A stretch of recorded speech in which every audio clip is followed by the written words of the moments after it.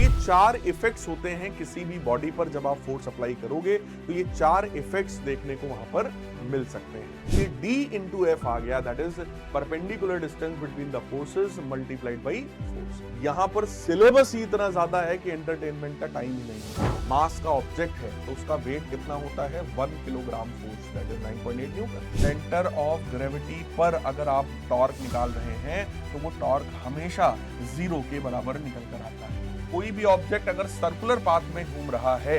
Hi everyone, नमस्कार, आदाब, सत श्री अकाल, केम छो, कैसे हैं आप सभी लोग। आप सभी का बहुत बहुत स्वागत है इस अमेजिंग प्लेटफॉर्म आईसीएससी वाला पर। तो बेटा हम लोग आज से स्टार्ट करेंगे अपने क्लास 10th बोर्ड एग्जामिनेशन की प्रिपरेशन। राइट, इस लेक्चर से आप समझ लो, अब आज से आप लोग ये एकदम कमर कस लीजिए कि हाँ सर, अब हमें क्लास 10th बोर्ड एग्जामिनेशन की प्रिपरेशन बहुत बढ़िया तरीके से करनी है। मैं आपको पूरे सिलेबस को वन शॉट लेक्चर्स में देने वाला हूं। चैप्टर वाइज आपको फिजिक्स में एक वन शॉट लेक्चर में दूंगा जो लगभग 1.5 घंटे के आसपास का होगा, जिसमें आपको पूरा चैप्टर भी अच्छे से समझाएंगे, उसके कुछ कुछ क्वेश्चंस भी आपको करा देंगे ताकि आपके कंसेप्ट पहले क्लियर हो जाए। देखो, क्लास 10th बोर्ड एग्जामिनेशन का जो पेपर आता है फिजिक्स का, लास्ट ईयर काफी टफ आया, बच्चों को काफी टफ लगा, है ना। तो उसके पीछे का रीजन यही था कि आया सब कुछ सिलेबस सही था, लेकिन कुछ थोड़ा डिटेल में घुस करके, थोड़ा डेप्थ में घुस के, यानी जिस बच्चे को कंसेप्ट अच्छे से आता था, कंसेप्ट को अप्लाई करना आता था, केवल वही बच्चा एग्जाम को बहुत अच्छी तरीके से कर पाया। राइट, तो आप सभी लोग इस साल ऐसी ही प्रिपरेशन करना कि क्वेश्चन पेपर चाहे जितना टफ आए, आप उसको अच्छी तरीके से सॉल्व कर पाओ। राइट, तो आइए शुरू करते हैं अपना सबसे पहला चैप्टर जिसका नाम है फोर्स। ठीक है, ये जो आज का लेक्चर है इसके पीडीएफ नोट्स आपको मिलेंगे मेरे ऑफिशियल टेलीग्राम चैनल पर।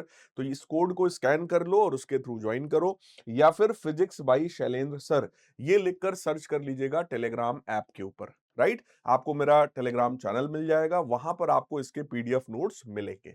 तो starting with the first concept of this chapter. देखो, इस चैप्टर का नाम ही है फोर्स। फोर्स क्या होता है? फोर्स किसी भी ऑब्जेक्ट के मोशन को चेंज करने का काम करता है, यानी it is use to change the state of motion. कोई धीरे धीरे जा रहा है, आपने फोर्स लगा दिया, वो तेजी से जाने लगेगा। कोई तेजी से चलते हुए आ रहा था, आपने अपोजिट डायरेक्शन में फोर्स लगा दिया, अब वो धीरे धीरे चल रहा होगा। यानी कि आप उसके स्टेट ऑफ मोशन में चेंज कर सकते हैं बाय अप्लाइंग फोर्स। दूसरा इसका इफेक्ट क्या होता है कि हम फोर्स लगाकर किसी ऑब्जेक्ट के शेप या साइज में चेंज ला सकते हैं। ऑब्जेक्ट अगर मान लो इतना बड़ा है, खींचकर लेंथ बढ़ा दिया, दबाकर लेंथ को घटा दिया, यानी आप उसके शेप और साइज में चेंज कर सकते हैं। तीसरा इफेक्ट आप किसी बॉडी पर ला सकते हैं कि अगर वो बॉडी रेस्ट में है तो हम उसको मूव करा देंगे, और अगर मूव हो रही है तो उसको रोककर हम रेस्ट पर भी ला सकते हैं। यानी कि स्टेट ऑफ मोशन को भी आप यहां चेंज कर सकते हैं। अगला पॉइंट यहां पर हो गया कि आप किसी ऑब्जेक्ट के मोशन की डायरेक्शन को भी चेंज कर सकते हैं। कोई ऑब्जेक्ट इधर की तरफ जा रही है, आपने एक फोर्स लगा दिया, अब वो इधर की तरफ जाने लग गया। यानी आपने डायरेक्शन ऑफ मोशन, जो कि डायरेक्शन ऐसा था, उसको आपने ऐसा कर दिया। फुटबॉल आ रही थी, आपने पैर से मार दिया, अब वो दूसरी डायरेक्शन में जाने लग गई। यानी कि आप डायरेक्शन को भी चेंज कर सकते हैं यूजिंग फोर्स। फिर बात यही, सर ये फोर्स होता क्या है? ये तो सर हो गया कि भाई फोर्स से हम क्या क्या कर सकते हैं। फोर्स क्या होता है सर? तो force is any type of push और पुल। किसी ऑब्जेक्ट पर जो आप पुश करते हैं या आप उसको जो पुल करते हैं, इसी को हम फोर्स कहते हैं। एनी टाइप ऑफ पुश और pull applied on any object is known as force. एक पुश का मतलब होता है किसी ऑब्जेक्ट को धक्का देना। जैसे अगर ये कोई ऑब्जेक्ट है, आप इधर से जो फोर्स लगाते हैं उसको हम लोग बोलते हैं पुश, धक्का देना। और अगर ये ऑब्जेक्ट है और आप इस तरफ से खींच रहे हैं तो इसको हम लोग बोलते हैं पुल। तो किसी भी ऑब्जेक्ट को धक्का देने के लिए या उसको खींचने के लिए जो आप अप्लाई करते हैं, उसी को हम लोग फोर्स के नाम से यहां पर जानते हैं। और फोर्स किसी भी ऑब्जेक्ट के स्टेट ऑफ मोशन को चेंज कर सकता है, रेस्ट वाले ऑब्जेक्ट को मूव करा सकता है, मूव वाले को रेस्ट में ला सकता है, स्पीड को बढ़ा सकता है, स्पीड को घटा सकता है, डायरेक्शन को चेंज कर सकता है, और साथ ही साथ उसके शेप या साइज में भी चेंज ला सकता है। अब थोड़ी सी डिस्कशन मैं आपसे करूंगा न्यूटन के सेकंड लॉ के बेसिस पर। देखो बेटा, न्यूटन साहब ने यह कहा था कि जो फोर्स होता है that is simply defined as rate of change of momentum. उन्होंने कहा फोर्स होता है delta P upon delta T. ये न्यूटन का सेकंड लॉ होता है बेटा। उन्होंने कहा the external force applied on any object is equal to rate of change of momentum acting on that object. Sir ये मोमेंटम क्या है? मास और वेलोसिटी के प्रोडक्ट को हम लोग बोलते हैं मोमेंटम। तो फॉर्मूला बन जाता है delta M V divided by delta T, that is the formula of momentum. अब अगर मास कांस्टेंट है तो उसको बाहर करेंगे और ये बन जाएगा delta we upon delta T. Delta we का मतलब है change in velocity, delta T का मतलब है चेंज इन टाइम यानी कि टाइम इंटरवल। तो change in velocity upon time interval इसी को एक्सेलरेशन बोलते हैं। तो फोर्स का एक बेसिक फॉर्मूला हो गया F बराबर ma। लेकिन ध्यान ये रहे कि ये फॉर्मूला कब अप्लाई किया जाता है? If mass is constant. अगर ऑब्जेक्ट का मास कांस्टेंट है तब आप वहां पर F बराबर ma अप्लाई कर सकते हैं। और सर ये कौन सा स्टेटमेंट है? तो इसको कहा जाता है this is Newton's second law. ये न्यूटन साहब का दूसरा नियम होता है जिसको लॉ ऑफ मोमेंटम के नाम से भी हम लोग जानते हैं। अब बताइए सर इसका फिर यूनिट क्या होगा? तो यार देखो फोर्स का यूनिट अगर मैं एसआई यूनिट आपको समझाऊं तो फोर्स का एसआई यूनिट हो गया किलोग्राम और एक्सेलरेशन का होता है मीटर पर सेकंड स्क्वायर। ये जो किलोग्राम मीटर पर सेकंड स्क्वायर है इसी को न्यूटन भी कहा जाता है। तो फोर्स का एसआई यूनिट हो गया बेटा न्यूटन। यहीं पर मैं आपसे कहूं फोर्स का सीजीएस यूनिट भी सर बता दो तो ये बन जाएगा ग्राम सेंटीमीटर पर सेकंड स्क्वायर और इसको हम लोग बोलते हैं डाइन। सर दोनों में क्या रिलेशन है? तो 1 न्यूटन का मतलब हो गया 1 किलोग्राम मीटर पर सेकंड स्क्वायर। 1 किलोग्राम को हम लोग 1000 ग्राम लिख सकते हैं और 1 मीटर को हम लोग 100 सेंटीमीटर लिख सकते हैं पर सेकंड स्क्वायर। तो ये बन जाएगा 10 की पावर में 5 ग्राम सेंटीमीटर पर सेकंड स्क्वायर। और ये जो ग्राम सेंटीमीटर पर सेकंड स्क्वायर है इसी को हम लोग डाइन यहां पर लिख सकते हैं। तो बेटा फॉर्मूला आ गया 1 Newton is equal to 10 to the power 5 dyne. 1 Newton 10 की पावर 5 डाइन के बराबर होता है। ठीक है, तो सबसे पहले मैंने आपको सिखाया भाई कि फोर्स क्या होता है, फिर मैंने आपको फोर्स का यूनिट सिखाया। ठीक है, अब मैं आपको यह बताने जा रहा हूं कि फोर्स कैसी क्वांटिटी है। तो बेटा फोर्स एक वेक्टर क्वांटिटी होती है क्योंकि फोर्स का अपना एक डायरेक्शन होता है। ठीक है, फोर्स के पास डायरेक्शन होता है so it is a vector quantity. अब जैसे मान लो कोई ऑब्जेक्ट है, इस ऑब्जेक्ट पर अर्थ जो फोर्स लगाती है वो इस ऑब्जेक्ट का वेट है और किसी भी ऑब्जेक्ट का वेट हमेशा किधर लगता है? डाउनवर्ड डायरेक्शन में। तो वेट क्या हो गया? It is a vector quantity. Force क्या हो गया? It is a vector quantity. अब आ जाइए इफेक्ट्स ऑफ फोर्स की बात करते हैं। तो force can move a stationary object and it can stop a moving object, जो मैंने पीछे समझाया था। It can change the speed of a moving object, it can change the direction of motion of the object, it can change the shape of the object also. तो ये चार effects होते हैं किसी भी बॉडी पर जब आप फोर्स अप्लाई करोगे तो ये चार इफेक्ट्स देखने को वहां पर मिल सकते हैं।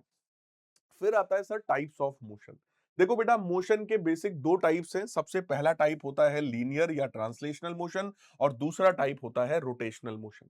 लीनियर मोशन का मतलब है जैसे अगर किसी एक फुटबॉल को हमने यहां से पुश किया है और वो फुटबॉल ऐसे ऐसे ऐसे ऐसे ट्रेवल करते हुए जा रहा है तो ये इसका मोशन स्ट्रेट लाइन मोशन है, इसी को हम लीनियर मोशन का नाम देते हैं।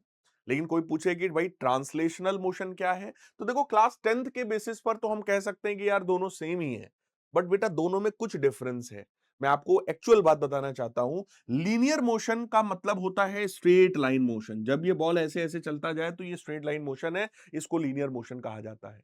लेकिन सर ट्रांसलेशनल क्या है? ट्रांसलेशनल का मतलब अगर कोई बॉल ऐसे जाने की बजाय ऐसे भी जा रही हो तो भी वो मोशन ट्रांसलेशनल मोशन कहलाएगा, but that is not linear motion. Translational motion का मतलब होता है कि जब कोई बॉडी मूव करे तो उस बॉडी का हर एक पॉइंट एक दूसरे के पैरेलल मूव करे। अब जैसे इस बॉडी में मान लो ये 4 पॉइंट्स हैं, इस बॉडी में 4 पॉइंट्स हैं। जब ये बॉल ऐसे ऐसे जाएगी तो ये चारों पॉइंट देखो एक दूसरे के पैरेलल मूव करेंगे, तो ये ट्रांसलेशनल मोशन है। अब यही बॉल को अगर मान लो मैंने ऐसे मूव करा दिया तो आप चेक करो अभी भी ये चारों पॉइंट्स एक दूसरे के पैरेलल ही मूव कर रहे हैं बेटा। तो जब ये चारों पॉइंट्स एक दूसरे के पैरेलल मूव कर रहे हो तो आप समझ जाना कि मोशन कैसा है। तो मोशन यहां पर ट्रांसलेशनल मोशन होता है। लेकिन फिलहाल क्लास 10th के बेसिस पर बात करें तो दोनों चीजें सेम टू सेम है। ठीक। फिर आया सर रोटेशनल मोशन क्या होता है। जब किसी भी ऑब्जेक्ट के ऊपर आपने एक ऐसा फोर्स लगा दिया जो उसको किसी एक फिक्स पॉइंट के अबाउट घुमाने की कोशिश कर रहा हो, तो उसको उसके मोशन को हम रोटेशनल मोशन के नाम से हम लोग जानते हैं। जैसे जब कोई भी कार आप चलाते हैं तो कार को जो स्टीयरिंग होती है उसको आप यहां से पकड़ते हैं, स्टीयरिंग को पकड़ के अगर आप ऐसे ऐसे घुमा रहे हैं तो ये क्या है, ये रोटेशनल मोशन है यार।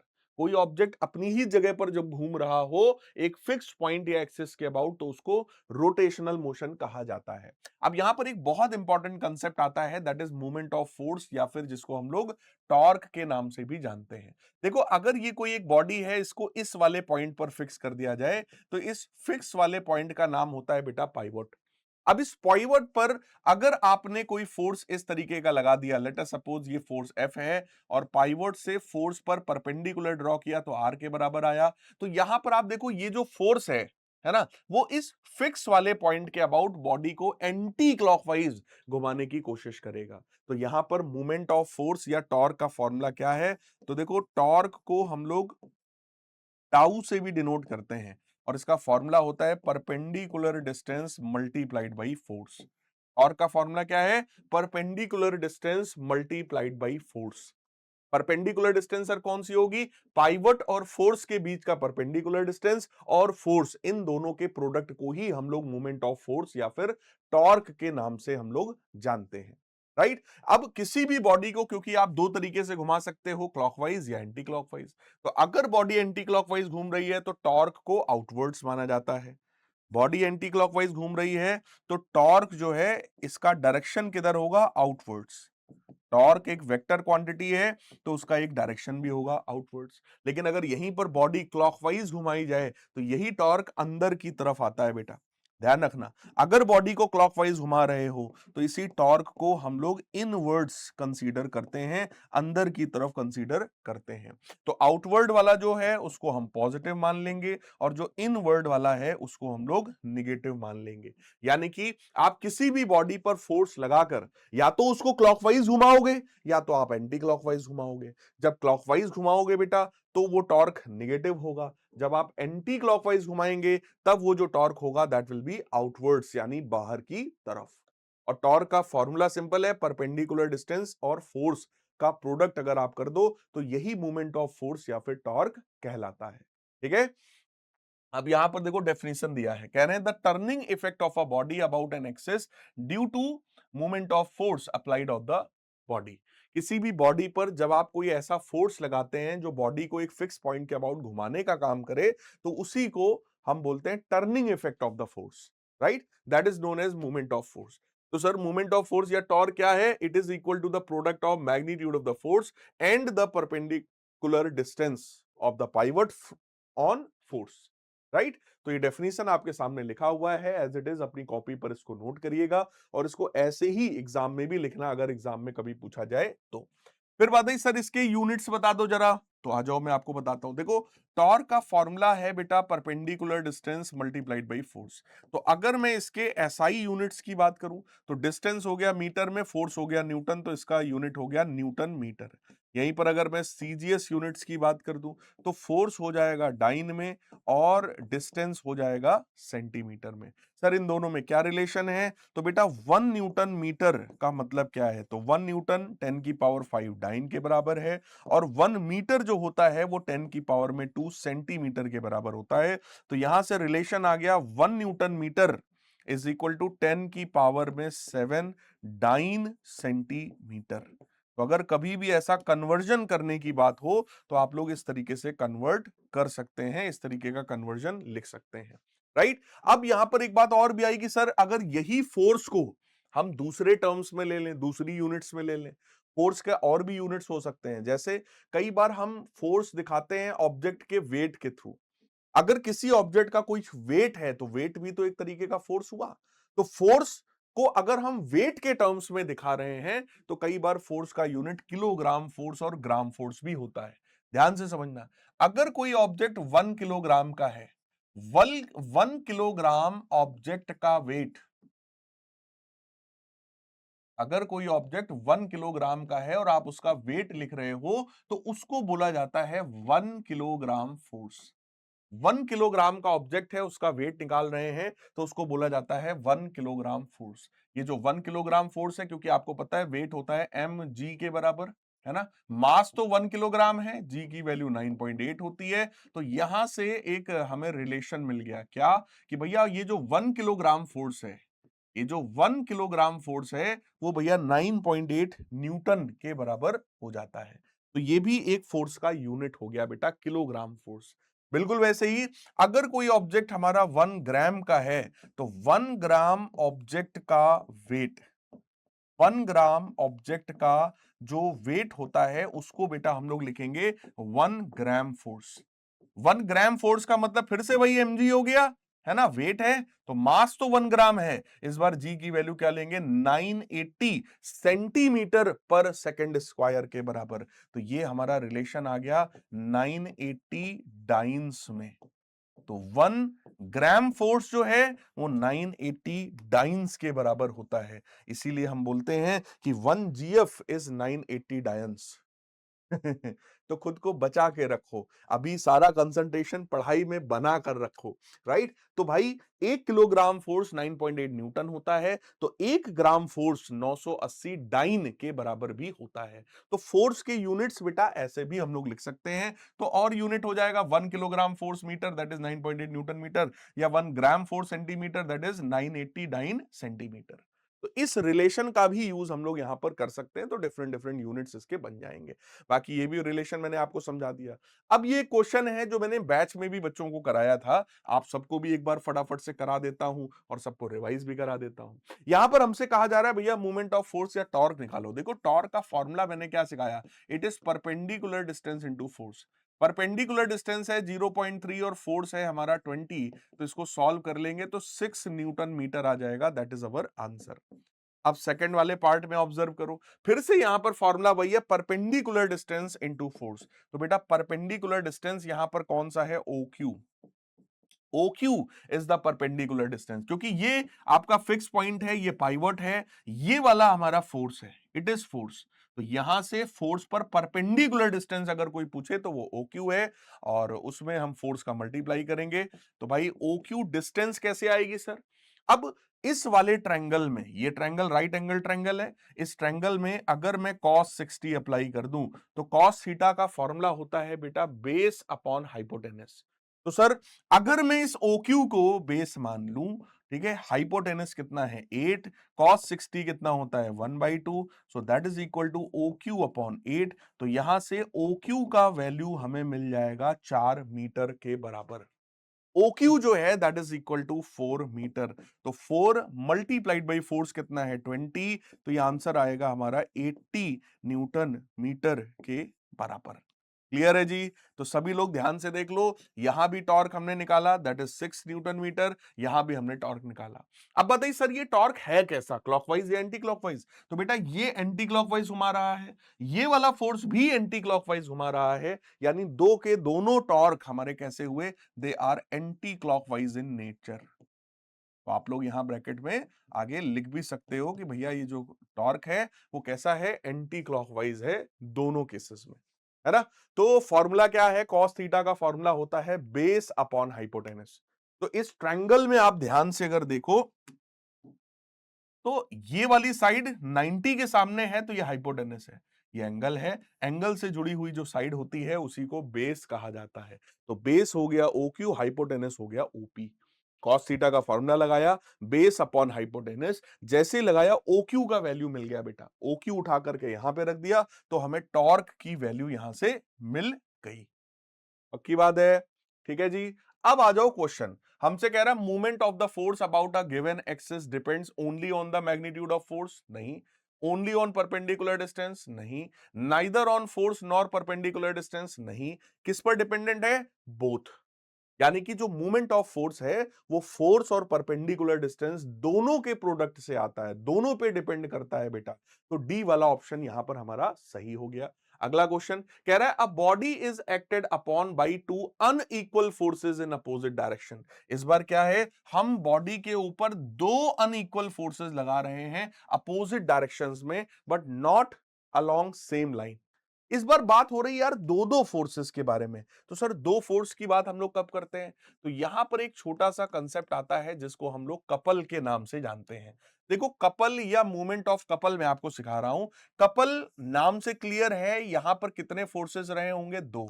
यानी जब किसी एक बॉडी के ऊपर आप दो दो फोर्सेस लगा दो, एक फोर्स इधर हो तो दूसरा इधर हो, यानी दोनों फोर्सेस एक दूसरे के अपोजिट डायरेक्शन में हैं, और इस बॉडी को कि कोई एक पॉइंट है, इस वाले पॉइंट P के अबाउट आपने इसको पाइवोट कर दिया है, ठीक है। ये वाला डिस्टेंस हमने R1 मान लिया, ये वाला डिस्टेंस हमने R2 के बराबर कंसीडर कर लिया है। क्लियर? अब इस वाले पॉइंट के अबाउट अगर आप चेक करेंगे तो ये वाला जो फोर्स है वो एंटी क्लॉकवाइज घुमा रहा है, और ये वाला जो फोर्स है ये भी हमारा एंटी क्लॉकवाइज घुमा रहा है। यानी आपसे कोई अगर बोले कि यार मेरे को मूवमेंट ऑफ कपल बताओ, तो मोमेंट ऑफ कपल का सिंपल सा मतलब हो गया कि सर परपेंडिकुलर डिस्टेंस R2 है, फोर्स F है, R2 into F. Similarly sir ये भी एंटी क्लॉकवाइज दे रहा है तो R1 इंटू एफ भी हो जाएगा, तो प्लस का R1 इंटू एफ भी हो जाएगा। यहां से F कॉमन करोगे तो R1 plus R2 multiplied by F, ये फॉर्मूला हो गया मोमेंट ऑफ कपल का। सर R1 प्लस R2 इसका मतलब है total distance between both forces. दोनों फोर्सेस के बीच का परपेंडिकुलर डिस्टेंस अगर आप यहां रख देंगे तो D इंटू एफ ये बन जाएगा मूवमेंट ऑफ कपल, जिसको रिप्रेजेंट टाउ से ही किया जाता है। लेकिन डिफरेंस है, जब बात कपल की हो तो हमेशा दो फोर्सेस होंगे, दोनों इक्वल एंड अपोजिट होंगे। ठीक, कपल जब भी अप्लाई होता है, दो इक्वल एंड अपोजिट फोर्स जब आप अप्लाई करते हैं तभी कोई बॉडी घूमती है बेटा। कार की स्टीयरिंग भी जब पकड़ते हो तो दो हाथ से पकड़ते हो, इधर से घुमा रहे हैं इधर की तरफ, इधर से इधर की तरफ, दोनों से जब हम घुमाते हैं तब हमारा कार का स्टीयरिंग जो है वो घूमता है। क्लियर है? तो इसका सिंपल सा मतलब है कि कपल का मतलब हो गया भाई परपेंडिकुलर डिस्टेंस इनटू फोर्स, क्योंकि दोनों फोर्सेस बॉडी को एंटी क्लॉकवाइज ही घुमा रहे हैं, तो R2 into F plus R1 into F. Solve कर लिया तो ये D इंटू एफ आ गया, that is perpendicular distance between the forces multiplied by force. अब कपल के केस में हमेशा दोनों फोर्सेस क्या होते हैं? इक्वल होते हैं। अब कोई यहां पर आपसे कहे कि बेटा इस केस में जरा आप मुझे टोटल फोर्स बता दीजिए, तो आप कहेंगे सर जीरो, क्योंकि जितना फोर्स ऊपर है उतना ही फोर्स नीचे है। नेट फोर्स यहां क्या हो गया? जीरो। नेट फोर्स जीरो होने का मतलब there will be no translational motion. किसी भी बॉडी पर अगर हमारा नेट फोर्स जीरो हो जाए और वो बॉडी पहले रेस्ट में थी तो अभी भी वो बॉडी रेस्ट में रहेगी, उस बॉडी में कोई ट्रांसलेशनल मोशन नहीं होगा। फोर्स जीरो होने का मतलब there will be no translational motion. लेकिन अगर मैं टॉर्क की बात करूं तो यार यहां पर जो नेट टॉर्क है, नेट जो मूवमेंट ऑफ फोर्स है वो जीरो नहीं है। इसका मतलब बॉडी में कौन सा मोशन हो जाएगा? रोटेशनल मोशन हो जाएगा। तो जब किसी भी एक बॉडी पर आप दो इक्वल एंड अपोजिट फोर्स लगाते हो तो उस बॉडी पर नेट फोर्स तो जीरो होता है, लेकिन नेट मूवमेंट ऑफ फोर्स या नेट टॉर्क या कपल जीरो नहीं होता है ना। यानी बॉडी में ट्रांसलेशनल मोशन तो नहीं होगा, लेकिन बॉडी में रोटेशनल मोशन यहां पर जरूर होगा। लेकिन सर अगर मैं यहीं पर मान लो फोर्स सर मैं इक्वल लगाऊं, सॉरी अपोजिट डायरेक्शन में लगाऊं, लेकिन फोर्स अनइक्वल हो जाए तो क्या होगा? अब इस बार एक फोर्स F1 है, दूसरा F2 है, और किसी एक पॉइंट पर आपने इसको फिक्स पाइवोट कर रखा है। ये वाला डिस्टेंस को कुछ R1 बोल दो, ये वाला डिस्टेंस R2 हो गया। अब क्या होगा सर? इस बार जो फोर्स आएगा, है ना, अगर कोई आपसे कहे कि यार मेरे को नेट फोर्स बता दो, तो आप कहोगे sir that is either F1 minus F2 या फिर F2 माइनस F1। भाई पिछली बार दोनों फोर्सेस बराबर थे तो नेट हो गया जीरो, क्योंकि एक ऊपर एक नीचे, टोटल जीरो हो गया। लेकिन इस बार अगर कोई पूछे टोटल फोर्स, तो आप कहोगे सर ये वाला बड़ा फोर्स था तो हमने बड़े वाले में से छोटा घटा दिया, या अगर ये वाला बड़ा था तो F2 में से F1 घटा दोगे। तो नेट फोर्स इस बार जीरो नहीं है, there is some net force. और अगर नेट फोर्स है तो बेटा चलो खैर आगे भी बताते हैं। अच्छा, नेट मूवमेंट ऑफ टॉर्क की बात करो, मूवमेंट ऑफ फोर्स की बात करो, तो आप कहोगे sir perpendicular distance into force. तो इसको मैं नाम थोड़ा सही कर देता हूं, वन को इधर रख देते हैं और टू को इधर रख देते हैं। सर ऐसा क्यों आपने किया? बेटा ये F1 था तो इसको R1 रख देते हैं, ये F2 था तो इसको R2 कर देते हैं, है ना।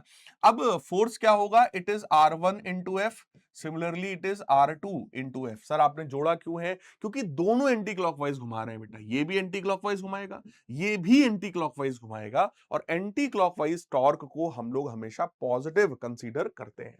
दोनों को जब जोड़ दोगे यहां पर, तो यहां F1 और यहां पर F2 आएगा, तो ये टॉर्क है, ये हमारा नेट फोर्स है। यानी यहां सीधी सी बात क्या है कि नेट फोर्स भी जीरो नहीं है, net force is not zero. Similarly अगर कोई बोले नेट टॉर्क, तो बेटा यहां पर नेट टॉर्क भी हमारा जीरो नहीं है, both are not equal to zero. इसका मतलब क्या हुआ? अगर फोर्स जीरो नहीं है तो ये ऑब्जेक्ट ट्रांसलेशनल मोशन कर सकता है, this object may have translational motion. Torque भी जीरो नहीं है, इसका मतलब बॉडी में रोटेशनल मोशन भी हो सकता है, रोटेशनल मोशन भी हो सकता है। इसका मतलब क्या हुआ? जरा ध्यान से सभी लोग इस बात को समझना। मतलब ये हुआ कि अगर आप किसी बॉडी पर अनइक्वल फोर्सेस लगाते हैं अपोजिट डायरेक्शन में, तो कुछ ना कुछ नेट फोर्स भी होगा, कुछ ना कुछ नेट टॉर्क भी होगा, यानी ट्रांसलेशनल मोशन, रोटेशनल मोशन दोनों हो सकता है। लेकिन अगर फोर्स जीरो हो गया तो ट्रांसलेशनल मोशन नहीं होगा, बट हाँ रोटेशनल में कुछ तो टॉर्क आ ही रहा है यहां पर भी, है ना। तो अब हमारा क्वेश्चन आया, कह रहा है body is acted upon by two unequal forces, यानी कि दो अनइक्वल फोर्सेस हैं। तो इस बार ट्रांसलेशनल रोटेशनल दोनों होगा, तो पढ़ो the body will have only rotational, only translational, neither rotational nor translational, या फिर body will have both type of motion, that is rotational as well as translational. जब किसी बॉडी पर दो अनइक्वल फोर्सेस अपोजिट डायरेक्शन में लगा दो, तो नेट फोर्स भी होगा, नेट टॉर्क भी होगा, तो ट्रांसलेशनल मोशन भी होगा, और मेरे प्यारे बच्चों रोटेशनल मोशन भी होगा। क्लियर है? ठीक है, अब आ जाओ आगे बढ़ते हैं। कह रहा है अ body is pivoted at a point, a force of 10 Newton is applied at a distance of 30 centimetre from the pivot, calculate the movement of force. देखो मूवमेंट ऑफ फोर्स होता है परपेंडिकुलर डिस्टेंस इनटू फोर्स। तो perpendicular distance है 30 centimetre, 100 से divide करोगे metre में आ जाएगा, into 10 कर देंगे, सॉल्व करोगे, 3 Newton metre is the answer. तो थर्ड वाला ऑप्शन हमारा सही ऑप्शन हो गया इस क्वेश्चन का। फिर अगली चीज आ गई कपल। तो कपल में आपको बता चुका हूं, जब किसी भी एक बॉडी के ऊपर दो इक्वल एंड अपोजिट फोर्स आप लगाते हैं तो वहां पर कपल फॉर्म होता है। ठीक है, जैसे टर्निंग ऑफ वाटर टैप हो गया, tightening of cap of ink pot हो गया, turning the key in whole of lock हो गया, turning the steering of the motor car हो गया। और ये चारों डायग्राम्स आपकी किताब से ही मैंने उठा करके लगाए हैं। ठीक है, चारों में अगर आप ध्यान से देखो तो आप दो उंगलियों का या दो हाथों का यूज कर रहे हैं, यानी इधर भी घुमा रहे हैं तो इधर भी घुमा रहे हैं, स्टीयरिंग दोनों तरफ से घुमा रहे हैं, चाबी खोल रहे हैं तो दो उंगलियों का यूज हो रहा है। यानी जब किसी भी बॉडी को आप घुमाने की कोशिश करते हो तो वहां पर हमेशा एक मूवमेंट ऑफ कपल अप्लाई हो रहा होता है। क्लियर है? अब हमसे यहां पर बोला मूवमेंट ऑफ कपल का फॉर्मूला बता दो, तो भाई सीधी सी बात है, अगर ये वाला फोर्स F है, इस डिस्टेंस को R1 मान लूं, इस वाली डिस्टेंस को R2 मान लूं, टोटल डिस्टेंस को D मान लूं, तो मैं आपको पीछे निकलवा चुका हूं कि ये जो मूवमेंट ऑफ कपल है इसका फॉर्मूला होता है फोर्स इनटू परपेंडिकुलर डिस्टेंस। देखो यहां पर मैं आपको ये चीज निकाल कर दिखा चुका हूं, कहां पर, ये देखो यहां पर R1 into F, R2 into F दोनों को जोड़ दिया तो R1 plus R2 into F, तो ये बन गया डिस्टेंस D। डी डिस्टेंस कौन सा है? दोनों फोर्सेस के बीच का परपेंडिकुलर डिस्टेंस। तो ये वही छोटा सा डेरिवेशन ही है जिसको यहां पर एक पूरे पेज में लिख करके आपको दिखाया गया है कि अगर मैं किसी भी एक बॉडी के ऊपर दो इक्वल एंड अपोजिट फोर्स इस तरीके से लगा दूं, ठीक है, तो वहां पर मूवमेंट ऑफ कपल को डिफाइन किया जाता है, that is total distance between both forces multiplied by any of the force, right. D into F, that is the formula of movement of couple. फिर अगला आया सर इक्विलिब्रियम ऑफ बॉडीज क्या होता है? बेटा इक्विलिब्रियम का सिंपल सा मतलब है, अगर किसी बॉडी के ऊपर total force net force zero हो जाए और बॉडी के ऊपर नेट टॉर्क भी जीरो हो जाए, अगर किसी बॉडी पर टोटल फोर्स और टोटल टॉर्क दोनों जीरो हो जाएं, तो उस बॉडी में ना तो ट्रांसलेशनल मोशन होगा ना तो रोटेशनल मोशन होगा। ऐसी बॉडी को हम बोलते हैं equilibrium condition of the body. कह रहा है पढ़ो जरा, when number of the forces acting on a body produces no change in its state of rest और मोशन। उस बॉडी के स्टेट में कोई चेंज ना हो। तो भाई अगर नेट फोर्स जीरो होगा तो बॉडी के स्टेट में भी कोई चेंज नहीं होगा। नेट टॉर्क जीरो होगा तो उसके रोटेशनल मोशन वाले स्टेट में भी कोई चेंज नहीं होगा। तो इट सिंपली मींस इक्विलिब्रियम की कंडीशन क्या है सर? बॉडी पर टोटल फोर्स और टोटल टॉर्क का जीरो हो जाना। That is the necessary condition for equilibrium of bodies. Sir equilibrium के टाइप्स बता दो। इक्विलिब्रियम दो तरीके का है बेटा, स्टैटिक इक्विलिब्रियम और डायनेमिक इक्विलिब्रियम। स्टैटिक इक्विलिब्रियम का मतलब होता है अगर किसी बॉडी पर जितना फोर्स लेफ्ट में लगे उतना ही राइट में लगे, जितना फोर्स बॉडी पर नीचे लगे उतना ही इधर की तरफ भी लगे। अगर दोनों तरफ से फोर्स बराबर है तो बॉडी पर नेट फोर्स क्या हो जाता है? जीरो। इस कंडीशन को हम लोग बोलते हैं स्टैटिक इक्विलिब्रियम। स्टैटिक इक्विलिब्रियम का मतलब बॉडी पहले भी रेस्ट में थी और बाद में भी रेस्ट में रहेगी, क्योंकि total force on the body is zero. अगर बॉडी बैलेंस्ड है, दोनों तरफ से फोर्सेस बराबर हो जाएं, तो हम इसको बोलते हैं स्टैटिक इक्विलिब्रियम। बॉडी पहले भी रेस्ट में थी, बॉडी अभी भी रेस्ट में है, so this is static equilibrium. Example क्या है ये देख लो, तराजू वाला, है ना। फिर आता है सर डायनेमिक इक्विलिब्रियम क्या है? डायनेमिक इक्विलिब्रियम का मतलब है कि जब कोई बॉडी ऐसे स्टेट में हो कि उसकी वेलोसिटी कांस्टेंट हो, बॉडी की वेलोसिटी कांस्टेंट हो, तो उसको हम बोलते हैं डायनेमिक इक्विलिब्रियम। यानी बॉडी की वेलोसिटी में चेंज ना आ रहा हो, जो वेलोसिटी है वो फिक्स कांस्टेंट बनी रहे, तो उसको हम बोलते हैं डायनेमिक इक्विलिब्रियम।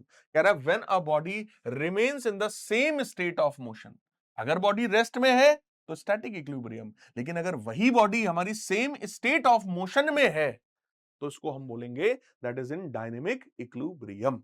राइट। एग्जाम्पल के तौर पर जैसे एरोप्लेन का एग्जाम्पल बता रहे हैं कि जब देखो, जब एरोप्लेन ऐसे ऊपर उड़ रहा है उस समय वो इक्विलिब्रियम में नहीं है, लेकिन जब वो ऐसे हवा में सीधे ऐसे उड़ता चला जा रहा है, जब उसकी वेलोसिटी में कोई चेंज ना हो रहा हो, during that time interval the aeroplane is in dynamic equilibrium. क्यों सर? क्योंकि जितना फोर्स ऊपर लग रहा है उतना ही नीचे लग रहा है, इस बार उसकी वेलोसिटी में कोई फर्क नहीं पड़ रहा है। तो स्टैटिक इक्विलिब्रियम को पहचानने का तरीका क्या है? अगर किसी ऑब्जेक्ट की वेलोसिटी जो है वो जीरो हो जाए, अगर वेलोसिटी जीरो हो जाए तो स्टैटिक इक्विलिब्रियम है, और अगर उसकी वेलोसिटी कांस्टेंट हो जाए, ध्यान रखना मैं स्पीड की बात नहीं कर रहा, मैं वेलोसिटी की बात कर रहा हूं। अगर वेलोसिटी कांस्टेंट हो जाए तो उसका जो मोशन है that becomes dynamic equilibrium. Clear है? अब आया सर प्रिंसिपल ऑफ मूवमेंट्स क्या होता है? प्रिंसिपल ऑफ मूवमेंट्स ये कहता है कि अगर किसी बॉडी पर दो तीन चार फोर्सेस लगे हों और किसी एक पॉइंट के अबाउट टोटल टॉर्क जीरो हो, टोटल टॉर्क जीरो हो, तो हम उस बॉडी को इक्विलिब्रियम कंडीशन में मान सकते हैं। यानी फॉर इक्विलिब्रियम कंडीशन, जरा ध्यान से देखो, यहां पर मैंने एक वेट लगाया है, यहां पर एक वेट, यहां पर और एक वेट यहां पर, और बॉडी को इस वाले पॉइंट पर हम बैलेंस करने की कोशिश कर रहे हैं। यानी पाइवट वाला पॉइंट हमारा ये वाला पॉइंट है जिसको फिक्स पॉइंट हम बोल रहे हैं। तो प्रिंसिपल ऑफ मूवमेंट्स पहली बात तो कब लगता है? Principal of movements is applied only in equilibrium condition. Principle of movement कब लगता है? Only in equilibrium condition. जब इक्विलिब्रियम कंडीशन की बात किया जाएगा, केवल और केवल उसी कंडीशन में हम इसको अप्लाई करेंगे। देखो बेटा एक चीज मैं आपको बता दूं, मैं बहुत सीरियस टीचर हूं, मतलब मैं बच्चों को कंटेंट पढ़ाना चाहता हूं। आईसीएससी बोर्ड का जो लेवल है, आप बच्चों का जो मेंटल लेवल है, आप वो बच्चे नहीं हो जो सीबीएसई क्लास 10th के बच्चे होते हैं। सीबीएसई क्लास 10th वाले बच्चों को एंटरटेनमेंट चाहिए, क्योंकि सिलेबस कम है। सिलेबस कम है तो एंटरटेनमेंट के साथ काम चल जाता है। यहां पर सिलेबस ही इतना ज्यादा है कि एंटरटेनमेंट का टाइम ही नहीं है। ठीक है। और फिजिक्स का तो पेपर ऐसा आया था और ऐसा आता है, हर साल आता है पेपर टफ, कि यहां पर आपको सीरियस पढ़ाई कराई जाए, डिटेल में पढ़ाई कराई जाए, कैसा भी क्वेश्चन पूछा जाए तुम कर पाओ, ये मेरी कोशिश है। इसलिए प्लीज ये मत सोचना कि अरे यार सर आप तो कुछ और बात नहीं कर रहे हो, आप तो हंसी मजाक नहीं कर रहे हो, है ना, आप तो एक्टिंग करके नहीं दिखा रहे हैं, शायरी नहीं कर रहे हैं। तो आप ये शायरी, एक्टिंग, ये सब देखने के लिए इस लेक्चर में आए भी नहीं हो। आप इस लेक्चर में आए हो क्योंकि आपका एग्जाम आने वाला है, आपको रिवीजन करना है, आपको बोर्ड एग्जामिनेशन में टॉप करना है। रिजल्ट सेलिब्रेशन अगर आप लोगों ने देखा हो तो उसमें ऑब्जर्व करना, लगभग हर बच्चा ये बात बोल रहा था, सर आपने फिजिक्स इतना डिटेल में पढ़ाया कि मजा आ गया सर, हम बढ़िया करके आए। तो मैं उसी अपनी उस मेहनत को, अपनी उस क्या बोलते हैं लीगेसी को मेंटेन रखना चाहता हूं कि जब मैं आपको फिजिक्स यहां पढ़ाने उतरूं तो मैं इन डिटेल, इन डेप्थ मैं आपको पढ़ाऊं।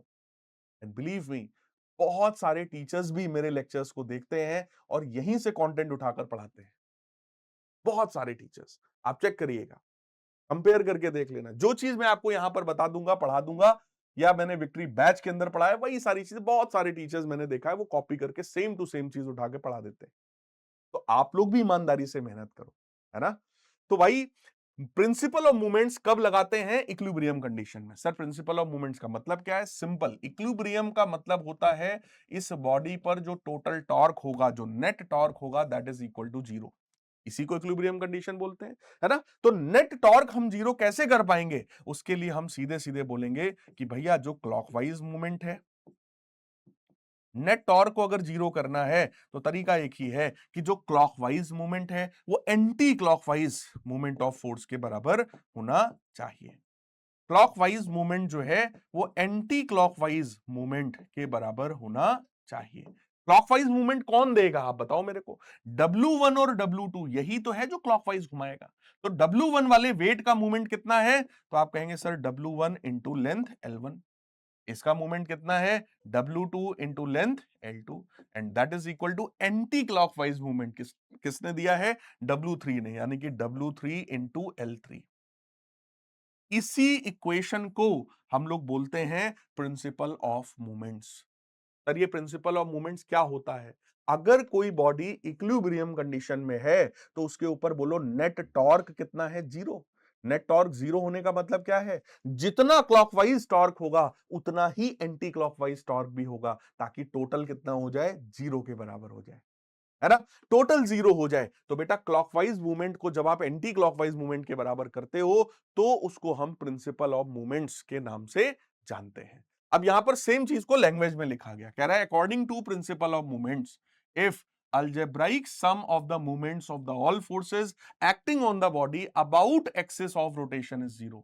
यानी सभी मूवमेंट्स का सम अगर जीरो हो जाए, ठीक है, बॉडी हमारी इक्विलिब्रियम कंडीशन में हो, उसी को हम बोलते हैं प्रिंसिपल ऑफ मूवमेंट्स। और प्रिंसिपल ऑफ मूवमेंट्स क्या कहता है? Sum of the anti clockwise movements is equal to sum of clockwise movements. तो बेटा क्लॉकवाइज मूवमेंट कौन देगा? ये लड़कियां, ये जो इधर बैठी हैं ये क्लॉकवाइज मूवमेंट देंगी, और जो इधर बैठी हैं वो एंटी क्लॉकवाइज मूवमेंट यहां पर दे रही होंगी। प्रिंसिपल ऑफ मूवमेंट्स पर बेस्ड मैं आपको बता रहा हूं, आपके बोर्ड एग्जाम में 100% न्यूमेरिकल आएगा। 100% बता रहा हूं, आपसे न्यूमेरिकल पूछा जाएगा प्रिंसिपल ऑफ मूवमेंट्स पर बेस्ड। क्लियर? उसकी प्रैक्टिस करना बहुत ज्यादा जरूरी है। अब यहां पर आया मूवमेंट ऑफ फोर्स क्या है? तो movement of force is dash to the distance of the point of application of the force and pivot. तो भाई प्रोडक्ट होता है ना, इट इज डायरेक्टली प्रोपोर्शनल। भाई मूवमेंट ऑफ फोर्स का फॉर्मूला क्या है? Movement of force is equal to perpendicular distance into force. तो ये परपेंडिकुलर डिस्टेंस के डायरेक्टली प्रोपोर्शनल होता है, सीधी सी बात। फिर हमसे कह रहा है lesser the force applied dash is the movement of force. तो अगर आपने फोर्स कम अप्लाई किया है तो मूवमेंट ऑफ फोर्स भी कम होगा, सीधी सी बात है। क्यों सर? क्योंकि मूवमेंट ऑफ फोर्स का फॉर्मूला मैंने आपको पीछे भी लिखा, that is R into F. अगर ये एफ घटेगा तो ये मूवमेंट भी घटेगा, अगर फोर्स बढ़ेगा तो मूवमेंट भी बढ़ेगा। Next, clockwise movement are considered to be negative. Clockwise movement को हम लोग हमेशा नेगेटिव मानकर चलते हैं। यूनिफॉर्म लीनियर मोशन हैज, अगर कोई बॉडी यूनिफॉर्म लीनियर मोशन में है, देखो लीनियर मोशन का मतलब स्ट्रेट लाइन मोशन में है। अगर वो स्ट्रेट लाइन मोशन में है इसका मतलब वेलोसिटी चेंज नहीं हो रही और स्पीड भी चेंज नहीं हो रही। तो इसका मतलब अगर स्पीड और वेलोसिटी दोनों कांस्टेंट हो जाएं तो उसको हम बोलेंगे यूनिफॉर्म लीनियर मोशन। अगर स्पीड और वेलोसिटी दोनों कांस्टेंट हो जाए, ना स्पीड चेंज हो रही हो ना डायरेक्शन चेंज हो रहा हो, तो उसके मोशन को यूनिफॉर्म लीनियर मोशन का नाम बेटा दिया जाता है। ठीक है? अब यहां पर एक क्वेश्चन और आया हमारे पास, कह रहा है अब mechanic can open a nut by applying a force of 150 Newton while using a lever handle of length 40 centimetre. कह रहा है एक मैकेनिक है, वो एक नट को खोलने की कोशिश कर रहा है और फोर्स उसने लगाया 150 न्यूटन का, और जो लेंथ है वो 40 सेंटीमीटर की है। ठीक है? तो बेटा एक चीज बताओ, what is the torque required for opening the nut? Torque required for opening the nut, उस नट को ओपन करने के लिए जो टॉर्क रिक्वायर्ड है वो कितना है, तो आप कहेंगे सर जो टॉर्क रिक्वायर्ड यहां पर है that is perpendicular distance into force. तो भाई परपेंडिकुलर डिस्टेंस कितना है 40 सेंटीमीटर, तो 40/100 करेंगे मीटर में आएगा, और फोर्स कितना है 150 के बराबर। तो बेटा 2 जीरो यहां से कैंसिल हुआ, 15 चौका 60 हो गया, तो 60 न्यूटन मीटर का टॉर्क तो यहां पर रिक्वायर्ड है उस नट को ओपन करने के लिए। अब हमसे कह रहा है how long handle is required if he wants to open it by applying a force of only 50 newton. कह रहा है अगर केवल 50 न्यूटन का फोर्स लगाकर वो उसी नट को ओपन करना चाहता है तो लीवर का लेंथ क्या होना चाहिए। तो बेटा सो दिस टाइम अगेन आप क्या लगाएंगे कि भैया टॉर्क जो रिक्वायर्ड है वो तो अभी भी वही है, लेकिन इस बार क्या है कि वो डिस्टेंस और फोर्स को चेंज करना चाहता है। पहले डिस्टेंस 40 सेंटीमीटर थी, फोर्स 150 था, इस बार वो डिस्टेंस बदलना चाहता है, लेकिन टॉर्क तो उतना ही होगा ना भाई, नट तो वही वाला खोलना है। अगर नट सेम है तो उसको ओपन करने के लिए जो टॉर्क रिक्वायर्ड है वो भी बेटा सेम ही होगा हमारा। तो हमें डिस्टेंस लेंथ ऑफ लीवर निकालना है, लेकिन फोर्स की वैल्यू इस बार 50 दे रहा है, तो ये डिस्टेंस हमारा हो गया 60/50, यानी कि 6/5 मीटर के बराबर, यानी कि length of the lever should be 1.2 metre. 1.2 metre length का लीवर हमें लाना पड़ेगा। जैसे मैं आपको बताऊं, आप में से शायद कुछ बच्चों ने देखा हो, कमेंट में जरूर बताना मुझे अगर आपने ऐसा देखा हो। कार का जो पहिया होता है, कभी उसको खोलते हुए किसी को देखा है? कार के पहिए को खोलने के लिए जो कार के अंदर बेटा लीवर मिलता है वो लगभग इतना बड़ा होता है, उसको पहिए में लगा करके फिर उसको इधर से ताकत लगाई जाती है, लेकिन उसके थ्रू उस लीवर से कार के पहिए का नट खोलना बड़ा कठिन काम है। भाई मैं नोएडा जा रहा था, कानपुर से नोएडा जा रहा था, तो यमुना एक्सप्रेस वे पे मेरी कार का टायर फट गया। जब कार का टायर फट गया तो भाई अब उसको उसको हैंडल को मैं घुमा ही नहीं पा रहा हूं, इतनी ताकत लग रही, हो ही नहीं रहा। तो मैंने सोचा हैंडल पे रख करके चढ़ जाते हैं, और जैसे ही मैं चढ़ा वो लीवर ही टेढ़ा हो गया, यानी कि वो नट ओपन नहीं हो पाया। करीबन 1 से 1.5 घंटे मैं उस हाईवे पर परेशान रहा, फिर मैंने दूसरों को बुलाया। अब जब वो दूसरा बंदा आया, ठीक है, जो सपोर्ट टीम वाले वहां पे होते हैं हाईवे पर, जब वो लोग आए तो उन्होंने क्या किया, एक इतना बड़ा उनके पास लोहे का रॉड रखा था, जैसे मैं आपको रॉड दिखा रहा हूं, ये रॉड था उनके पास, एक ऐसा रॉड रखा था, ऐसा लोहे का रॉड था, ये तो स्टील का है, वो लोहे का रॉड था, थोड़ा मजबूत था और ज्यादा थोड़ा भारी भी था। उन्होंने क्या किया, इस वाले एंड पर उस लीवर को ऐसे डाल दिया। मतलब आप समझो, जैसे मैं आपको दिखाऊं, जैसे मान लो ये लीवर है, फॉर एग्जांपल ये लीवर है, राइट? तो यही लीवर पहिए में लगना था, मैं केवल इतने ही लीवर से खोलने की कोशिश कर रहा था, तो मेरे को बड़ी मेहनत लगी। उन्होंने क्या किया, इस लीवर में ऐसे ये रॉड डाल दी। अब तुम आप देखो अब क्या हुआ, अब लीवर का जो लेंथ है क्या वो बहुत ज्यादा हो गया? लीवर का लेंथ बढ़ गया। जब लीवर का लेंथ बढ़ा दोगे तो जो एफर्ट तुम्हें लगाना पड़ेगा खोलने के लिए, that effort will be very small. Force बहुत कम लगाना पड़ेगा आपको उसी सेम नट को खोलने के लिए। तो उन लोगों ने यही चीज को यूज किया, या आप लोगों ने देखा हो कि जो लोग कार का पंचर बनाते हैं वो लोग इसी चीज का यूज करते हैं, इसी तरीके का लोहे का एक रॉड होता है उनके पास, और वो उसी रॉड का यूज करके उस पहिए को बड़े आराम से खोल देते हैं। ठीक, चलिए खैर, तो ये चीज हो गया, इसी पर क्वेश्चन है। वन मोर क्वेश्चन, कह रहे two forces each of magnitude 2 Newton act vertically upward and downward respectively at the two ends of a uniform rod of length 1 metre. यानी दो फोर्सेस हैं बेटा, 2 न्यूटन के दो फोर्सेस हैं, इक्वल एंड अपोजिट हैं, रॉड का लेंथ 1 मीटर के बराबर है, at the two ends of a uniform rod of 1 meter। कह रहा draw the diagram of the arrangement and determine the resultant moment of force about mid point। देखो अगर total length हमारा 1 metre है तो ये आधा लेंथ हो गया 0.5 मीटर, ये वाला आधा लेंथ भी हो गया 0.5 मीटर। हमसे कह रहा है इस रॉड के मिड पॉइंट के अबाउट आप मोमेंट ऑफ फोर्स बता दीजिए। तो बेटा मोमेंट ऑफ फोर्स को हम टाउ से डिनोट करते हैं, फॉर्मूला क्या होता है, डिस्टेंस इनटू फोर्स। अगर आप ध्यान से देखो तो ये दोनों फोर्सेस कैसे हैं, इक्वल एंड अपोजिट हैं। तो यहां पर यार डिस्टेंस बिटवीन द फोर्स कितना है, it is 1 metre. Distance between the force कितना है 1 metre. 1 metre multiplied by force ले लो तो आंसर 2 न्यूटन मीटर के बराबर निकल कर आ गया। 2 न्यूटन मीटर जैसा ऑप्शन हमारा सेकंड वाला है, तो इस क्वेश्चन का करेक्ट जवाब हो गया सेकंड वाला ऑप्शन। अब देखो दोनों फोर्सेस इक्वल एंड अपोजिट है, तो ये क्वेश्चन समझो कपल का क्वेश्चन है, ये मोमेंट ऑफ फोर्स का क्वेश्चन ही नहीं है, ये कपल निकालने को बोल रहा है। मोमेंट ऑफ कपल में क्या फॉर्मूला होता है, distance between the forces into any of the force, कोई भी एक फोर्स ले लो, सेम ही है दोनों। अगला क्वेश्चन कह रहा है a uniform metre rule rest horizontally on a knife edge at 60 centimetre mark. अब इस तरह का क्वेश्चन मैं आपको बता दूं बोर्ड एग्जामिनेशन में बहुत ज्यादा पूछा जाने वाला क्वेश्चन होता है। कह रहा है कि एक रॉड है जिसका लेंथ 1 मीटर है, इस रॉड को बैलेंस किया गया है 60 सेंटीमीटर वाले पॉइंट पर, ये इसका मान लो मिड पॉइंट है रॉड का, तो यहां कहीं पर जहां पर 60 सेंटीमीटर है यहां कहीं पर इस रॉड को बैलेंस किया गया। पढ़ो, कह रहा है uniform metre rod rest horizontally on a knife edge, तो एक नाइफ एज वहां पर लगाया गया जिस पर उसको बैलेंस किया, यानी पाइवट मान लो उस पॉइंट को। कह रहा है when a mass of 10 gram is suspended from one and, एक एंड से जो मास हमने लटकाया है वो 10 ग्राम का है। कह रहा है डायग्राम बनाओ। अब एक चीज बेटा बताओ, कोई भी एक रॉड है तो रॉड का कुछ तो वेट होगा, वेट कहां पे लगता है, रॉड के मिड पॉइंट पर, यानी रॉड के मिडिल पॉइंट पर रॉड का वेट लगेगा ही लगेगा। ठीक, अब ये मिड पॉइंट है तो ऑब्वियस है ये कहां पे रहा होगा 50 सेंटीमीटर पे। अब ये 50 है ये 60 है तो डिस्टेंस कितना हो गया 10 सेंटीमीटर।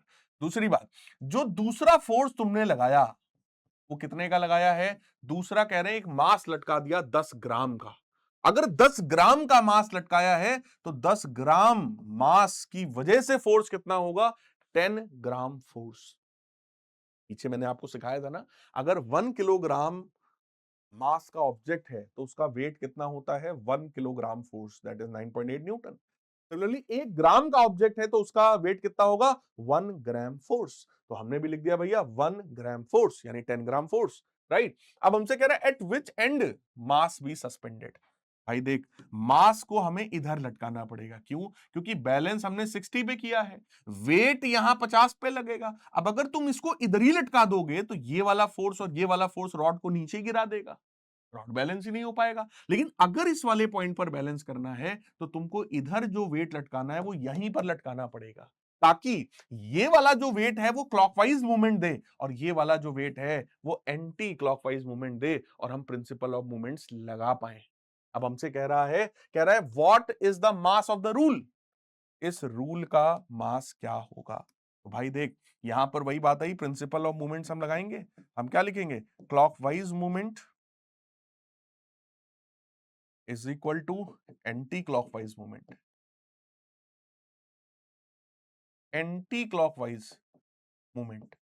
तो भाई देखो, मूवमेंट का फॉर्मूला क्या होता है, perpendicular distance into force. Distance आप मेरे को बताओ, यहां पे 60 सेंटीमीटर है, टोटल जो रॉड है वो 100 सेंटीमीटर का था, तो क्या ये वाला डिस्टेंस 40 सेंटीमीटर हो गया, तो it is 40 centimetre multiplied by force, force कितना है 10 gram force, that is equal to, इस बार डिस्टेंस कितना है 10 सेंटीमीटर, 10 सेंटीमीटर, भाई ये भी सेंटीमीटर में बता दो, ये भी सेंटीमीटर में है। और इसका जो वेट है, लेट अस सपोज, वेट को हम W क्यों लिखें फिर हम, या चलो लिख देते हैं W ही लिख देते हैं एज इट इज, यहां पर W ही लिख देते हैं, रॉड का वेट चाहिए, हमने लिख दिया रॉड का वेट। अब आप जरा चेक करो, 0 से 0 कैंसिल हुआ तो रॉड का वेट बेटा मिल गया 40 ग्राम फोर्स के बराबर, this is the weight of the rod. अगर 40 ग्राम फोर्स का वेट है तो बोलो मास कितना हुआ, मास कितना हुआ 40 ग्राम्स। 40 ग्राम का अगर कोई ऑब्जेक्ट है तो उसका वेट होता है ना 40 ग्राम फोर्स, तो अगर 40 ग्राम फोर्स उसका वेट है तो मास कितना हुआ 40 ग्राम।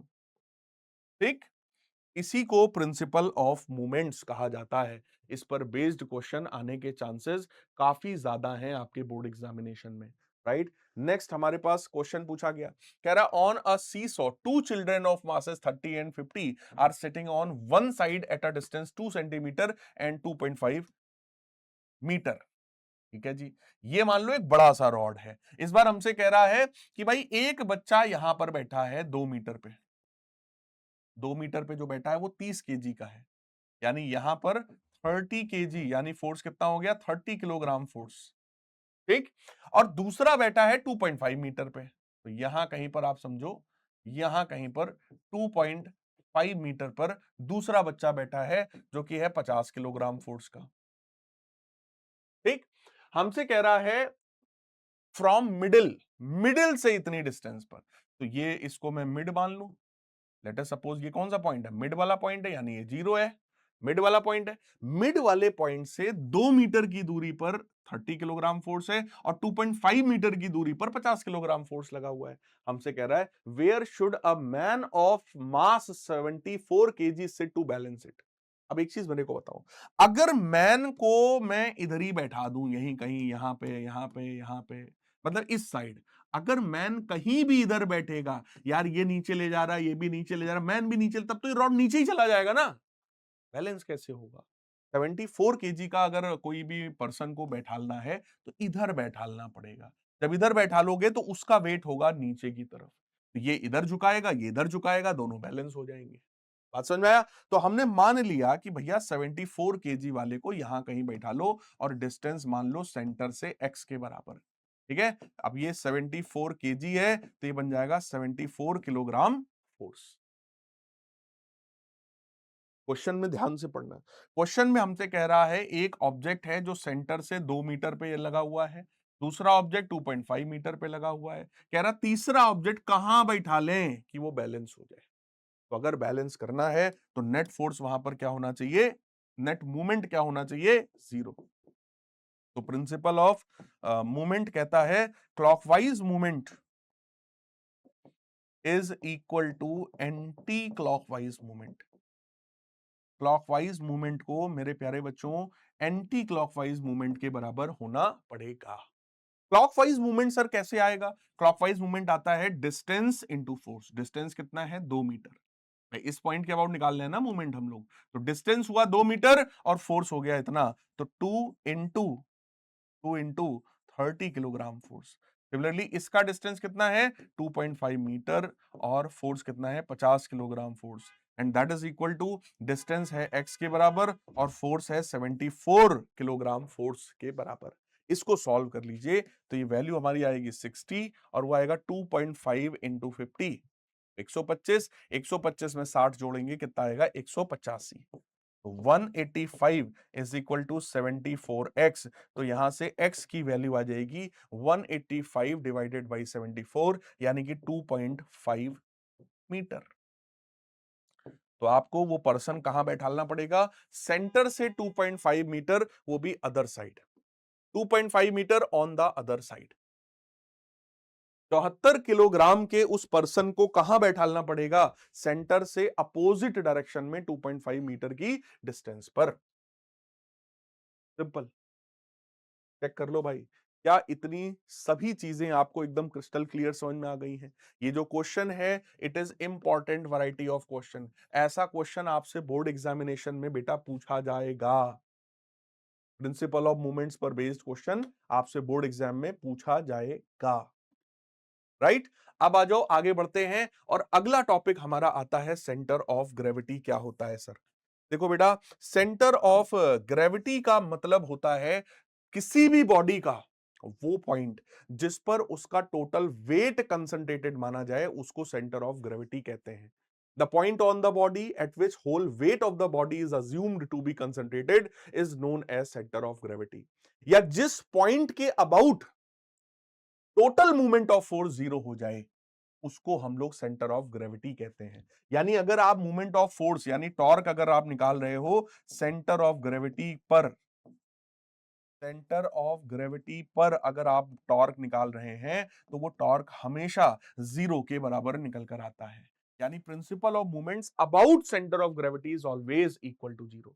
तो आप इसका डेफिनेशन दो तरीके से लिख सकते हैं। पहला, जिस पॉइंट पर बॉडी का टोटल वेट कंसंट्रेटेड माना जाए उसको बोलते हैं सेंटर ऑफ ग्रेविटी। दूसरा, जिस पॉइंट पर बॉडी के जिस पॉइंट पर टोटल मूवमेंट ऑफ फोर्स 0 हो जाए, सभी फोर्सेस का मूवमेंट 0 हो जाए, उस पॉइंट को भी सेंटर ऑफ ग्रेविटी के नाम से ही जाना जाता है। तो पढ़िए, लिखा है centre of gravity of a body is the point about which algebraic sum of the movements of the weight of all particle constituting the body is 0। यानी जिस पॉइंट पर टोटल मूवमेंट की वैल्यू 0 हो जाए या entire weight of the body can be considered to act at this point howsoever the body is placed. Body को चाहे जैसे रखो, बॉडी का टोटल वेट इसी पॉइंट पर कंसंट्रेटेड माना जा सकता है। तो दो तरीके से इसका डेफिनेशन हो सकता है, दोनों तरीके मैंने यहां पर आपके लिए लिख दिए हैं। अब डिफरेंट डिफरेंट डायग्राम्स में आपको मैं बता रहा हूं सेंटर ऑफ ग्रेविटी कहां पर होता है। बेटा ध्यान से समझना, कोई भी एक यूनिफॉर्म रॉड है तो उसके मिड पॉइंट पर होता है, किसी भी क्यूब में डायगोनल्स के इंटरसेक्शन पॉइंट पर होता है, स्क्वायर प्लेट में भी और रेक्टेंगुलर प्लेट में भी डायगोनल्स के इंटरसेक्शन पॉइंट पर है, ट्रायंगुलर प्लेट में होता है मीडियंस के इंटरसेक्शन पॉइंट पर। सर ये मीडियन क्या है? मीडियन होता है एक वर्टेक्स को अपोजिट वाली साइड के मिड पॉइंट से मिलाने वाली लाइन। जैसे ये साइड है, इसका मिड पॉइंट यहां पर है, तो इसके मिड पॉइंट को इधर इससे मिलाने वाला ये जो लाइन है, इस लाइन को मीडियन कहा जाता है। और मीडियंस का इंटरसेक्शन पॉइंट ही हमारा सेंट्रॉइड कहलाता है। ठीक, फिर हमारे पास आता है सॉलिड सिलेंडर। तो किसी भी सिलेंडर का ये जो मिड पॉइंट है that is known as centre of gravity. किसी भी डिस्क का ये सेंटर, किसी भी सर्कुलर रिंग का ये सेंटर, किसी भी हॉलो डिस्क में ये वाला सेंटर, ये सब सेंटर ऑफ ग्रेविटी है। सिंपल है भाई, रिंग है, इसके सेंटर पर ही, इसके ज्योमेट्रिक सेंटर पर ही सेंटर ऑफ ग्रेविटी होती है। फिर यहां पर इंपॉर्टेंट चीज आया, हालांकि ये आपकी किताबों में नहीं दिया हुआ है, सेमी सर्कुलर डिस्क अगर ले लें, ठीक है, डिस्क वो होता है जिसमें ये वाला एरिया भी कंसंट्रेट मतलब माना जाता है, ये एरिया भी यहां पर प्रेजेंट है। ठीक है, ऐसा शेप है अगर किसी का, तो ऐसे में इसके सेंटर से 4r/3 पाई हाइट पर, 4r/3 पाई हाइट पर जो पॉइंट है वो सेंटर ऑफ ग्रेविटी है। अगर सेमी सर्कुलर रिंग हो जाए तो सेंटर से 2r/पाई डिस्टेंस पर सेंटर ऑफ ग्रेविटी होता है। किसी भी हॉलो सिलेंडर में उसके मिड पॉइंट पर एकदम सेंटर पे होता है। किसी भी सॉलिड कोन में सेंटर ऑफ ग्रेविटी नीचे की तरफ होता है, और ऊपर से डिस्टेंस कितना है 3l/4 और नीचे से डिस्टेंस कितना है l/4। किसी हॉलो कोन में वो थोड़ा ऊपर की तरफ होता है, ऊपर से डिस्टेंस होता है 2l/3 और नीचे से डिस्टेंस होता है l/3। किसी सॉलिड स्फीयर में मिड पॉइंट पर, सॉलिड हेमीस्फीयर में यहां कहीं होता है, सेंटर से डिस्टेंस होता है 3r/8। ये भी आपको किताब में नहीं मिलेगा। हेमी स्फेरिकल शेल में देखोगे तो उसके सेंटर से यहां कहीं पर होगा और डिस्टेंस कितना होगा r/2 के बराबर।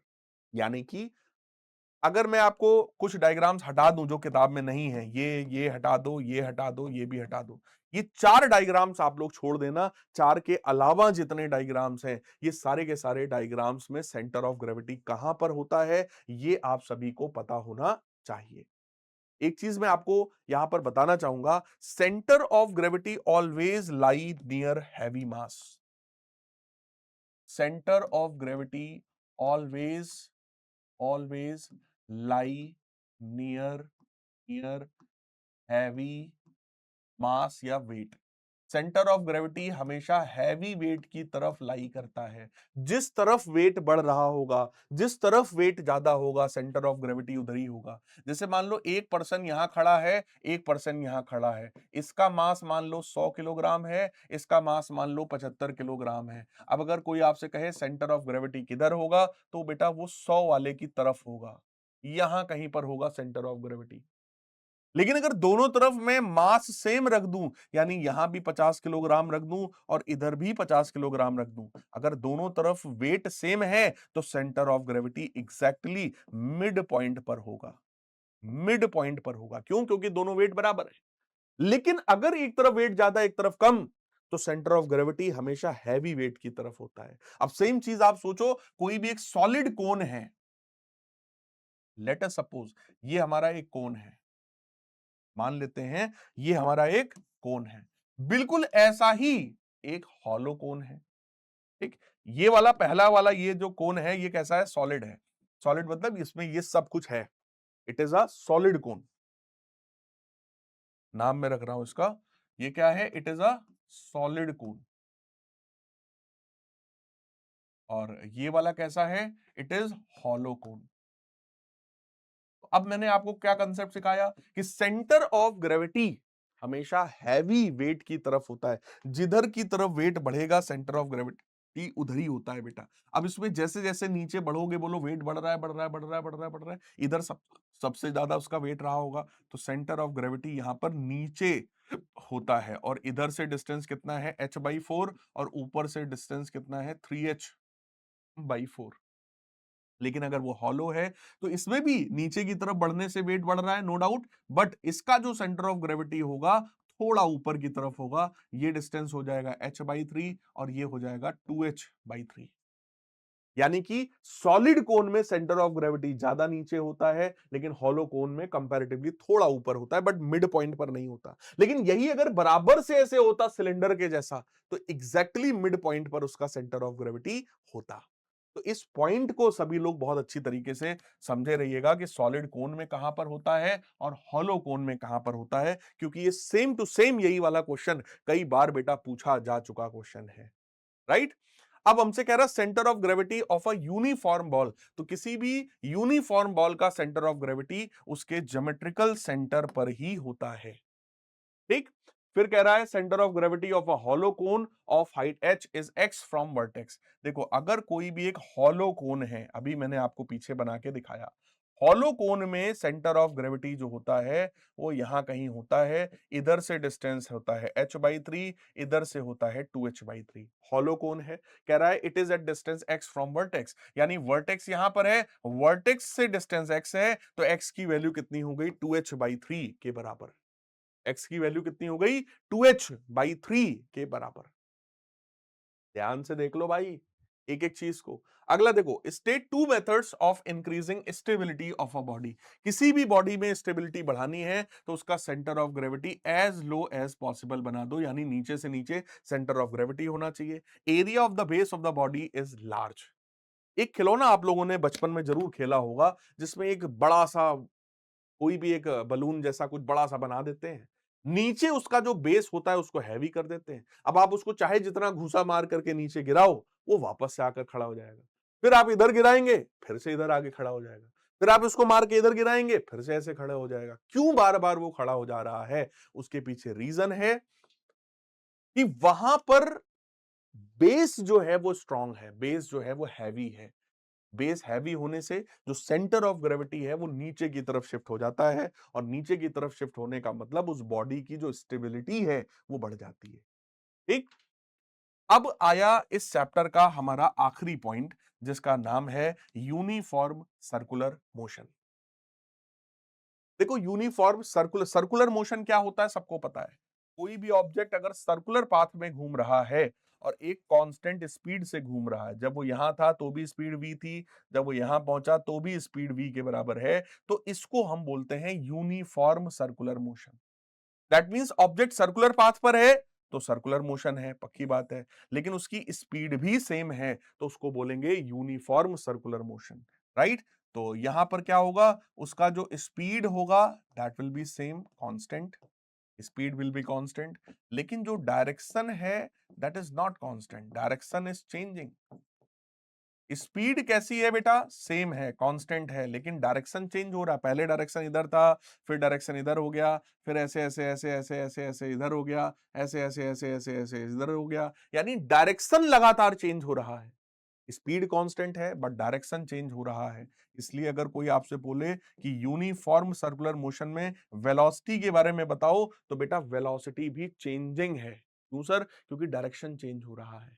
तो यूनिफॉर्म सर्कुलर मोशन का मतलब, अगर कोई ऑब्जेक्ट सर्कुलर पाथ पर मूव करे और उसकी स्पीड कांस्टेंट हो तो उसका मोशन यूनिफॉर्म सर्कुलर मोशन कहलाता है। स्पीड कांस्टेंट है लेकिन डायरेक्शन और वेलोसिटी लगातार यहां पर चेंज हो रही होती है। अब जब वेलोसिटी चेंज हो रही होती है तो यहां पर एक एक्सेलरेशन आता है जिसका नाम होता है सेंट्रीपिटल एक्सेलरेशन। क्योंकि वेलोसिटी चेंज हो रही है तो बेटा उस वेलोसिटी को चेंज करने का काम करता है एक एक्सेलरेशन, जो कि सेंट्रीपिटल है, जो कि हमेशा सेंटर की तरफ है। जब ऑब्जेक्ट यहां होगा तो भी सेंटर की तरफ, जब वो यहां पहुंच जाएगा तो भी सेंटर की ही तरफ फोर्स लग रहा होगा। इस एक्सेलरेशन को सेंट्रीपिटल एक्सेलरेशन के नाम से हम सभी लोग जानते हैं। क्लियर है? सेंट्रीपिटल एक्सेलरेशन क्या है?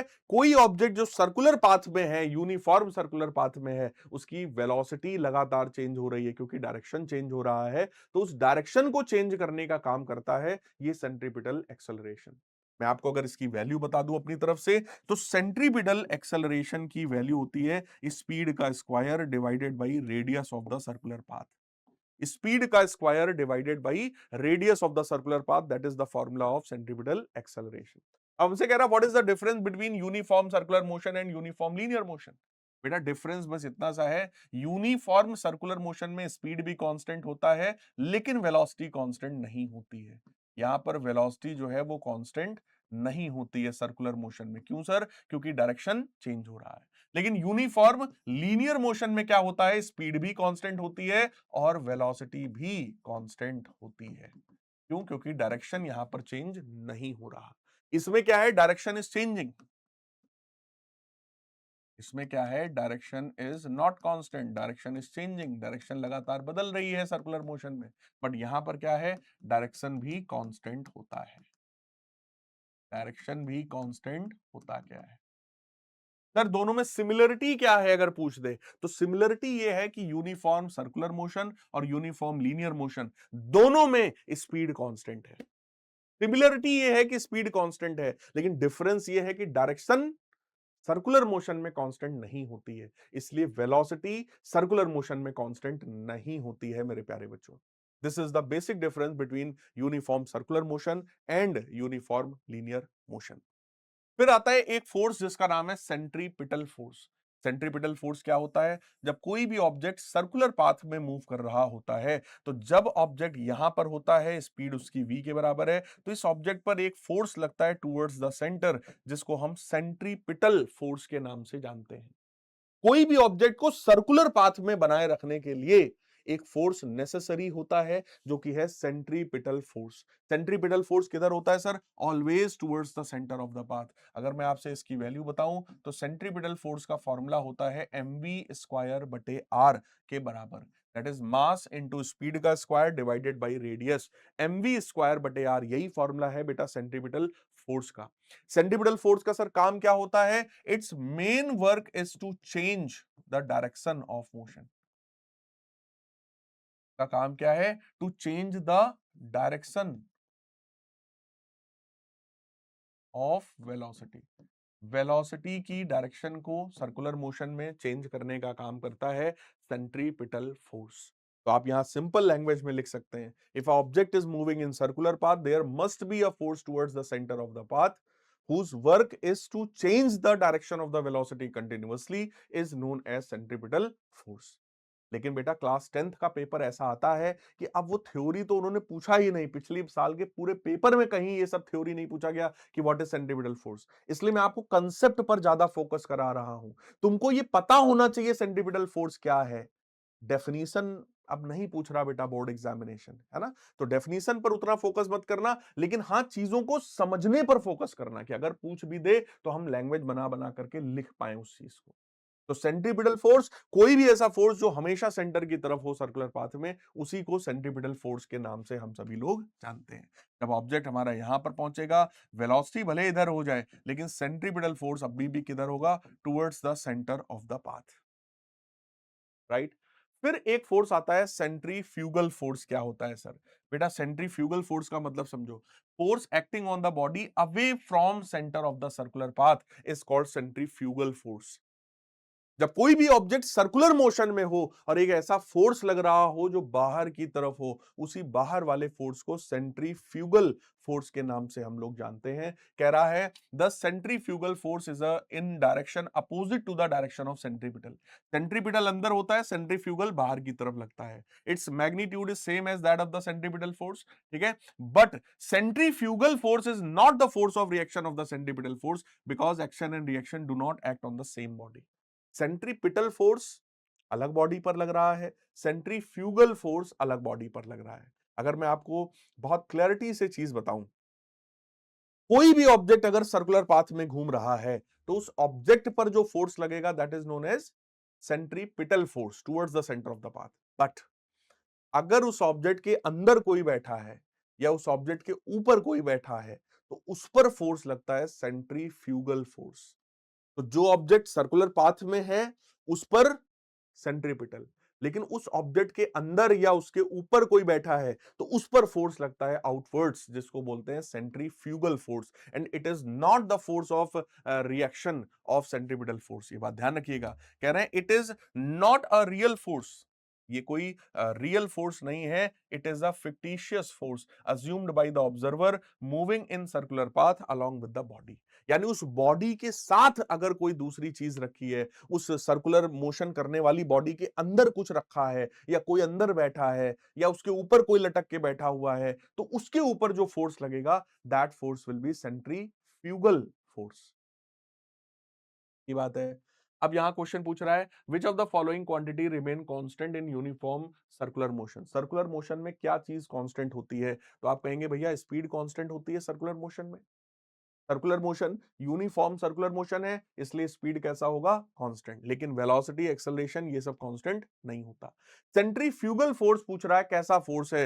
रियल फोर्स है, फोर्स ऑफ रिएक्शन है, फिक्टिशियस फोर्स है, या directed towards the centre of the path? गलत। तो it is a fictitious force. Centrifugal force कोई रियल फोर्स नहीं होता है, ये एक वर्चुअल फोर्स होता है जो अपोजिट डायरेक्शन में लगता है बेटा, आउटवर्ड्स लगता है, बाहर की तरफ। ठीक है, so this is all about this chapter. Triple S army, इस चैप्टर में बस इतना ही है बेटा। फोर्स वाले इस चैप्टर में फंडामेंटली इतना ही है। अब आपका काम बस ये है कि आप इस चैप्टर को आपने रिवाइज तो कर ही लिया मेरे साथ। अब आपका काम ये है कि आपके पास जो भी किताब है, जैसे सेलिना की किताब अच्छी है, हमारी जो पीडब्ल्यू की किताब है वो बहुत ही बढ़िया, बहुत ही बेहतरीन किताब है, तो उस किताब को उठाओ और उसके सारे के सारे क्वेश्चंस को सॉल्व करना शुरू कर दो। एक एक क्वेश्चन बेटा आपको किताब का सॉल्व करना चाहिए। हर एक क्वेश्चन आप बुक का सॉल्व करेंगे तो आप बहुत बढ़िया तरीके से परफॉर्म कर पाएंगे। ठीक है, मिलते हैं हम लोग अपनी अगली क्लास में, तब तक के लिए goodbye, take care, love you all and God bless. Comments में जरूर बताइएगा कि ये रिवीजन वीडियो आप सभी को कैसा लगा। ठीक है, मैंने एकदम डिटेल में टू द पॉइंट आपसे बात किया है और एकदम डेप्थ में आपको चीजों को पढ़ाया है, सारे डेरिवेशंस बताए हैं। ठीक है, सभी लोग कमेंट्स में जरूर बताना कि आप सभी को ये लेक्चर कैसा लगा।